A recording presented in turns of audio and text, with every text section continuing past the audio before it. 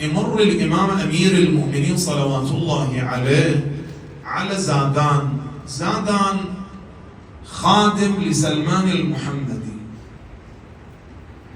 زادان ما كان يعرف اللغة العربية، لذلك كان يمتلك أولا صوت جميل جدا،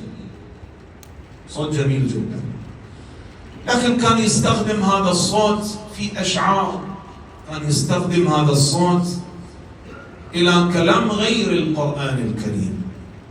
مر عليه الإمام أمير المؤمنين قال له: يا زادان، أنت هذا الصوت الجميل اللي تمتلكه، هذه موهبة من الله، ليش هذا الصوت ما تستخدمه في خدمة القرآن؟ قال له: يا أمير المؤمنين، طبعا باللغة اللي كان يتكلم بها، قال له: يا أمير المؤمنين، أنا ما أعرف اللغة العربية، ما أعرف لغة القرآن. التفت للإمام قال له: يا زادان، إذا راح تتعلم اللغة العربية هل تقرأ بها القرآن؟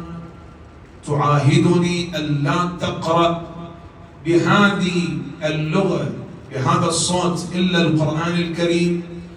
قال له: أعاهدك يا أمير المؤمنين.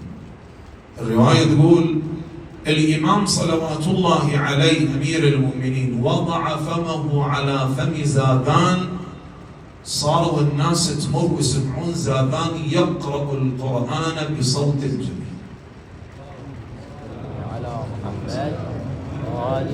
صلوات محمدية بأعلى الأصوات.